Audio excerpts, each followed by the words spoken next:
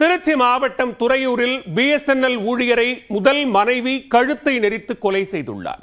ஒரே வீட்டில் இரு மனைவிகளும் வசித்து வந்த நிலையில் முதல் மனைவி கொடூரச் செயலில் ஈடுபட்டது ஏன்?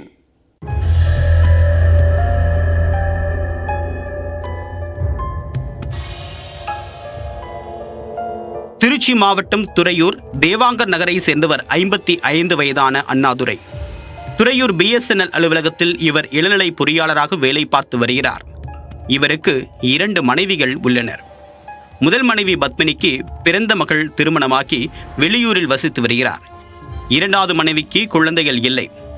மாடி வீட்டில் முதல் மனைவியும் கீழே உள்ள வீட்டில் 2வது மனைவியும் வசித்து வந்தனர். இந்நிலையில் மது போதையில் அண்ணாதுரை அடிக்கடி முதல் மனைவி பத்மினியுடன் தகராறு செய்து வந்துள்ளார். ஞாயிற்றுக்கிழமை அன்று மாலை குடிபோதையில் இருந்த அண்ணாதுரை வழக்கம் போல் பத்மினியுடன் வாக்குவாதத்தில் ஈடுபட்டார்.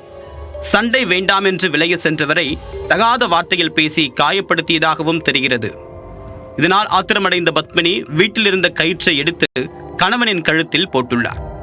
அமைதி குணம் கொண்ட பத்மினி ஆக்ரோஷமாக மாறி கயிற்றை இருக்க கழுத்து நெரித்து அண்ணாதுரை சம்பவ இடத்திலேயே உயிரிழந்தார். தகவல் அறிந்த துறையூர் போலீசார் சம்பவ இடத்திற்கு சென்று அண்ணாதுரையின் உடலை உடற்கூறாய்வுக்காக அனுப்பி வைத்து விசாரணையை தொடங்கினர். மேலும் பத்மினியை கைது செய்து போலீசார் கணவன் கொலைக்கான காரணம் குறித்து விசாரித்து வருகின்றனர். இந்த சம்பவம் அந்த பகுதியில் பெரும் பரபரப்பை ஏற்படுத்தியுள்ளது.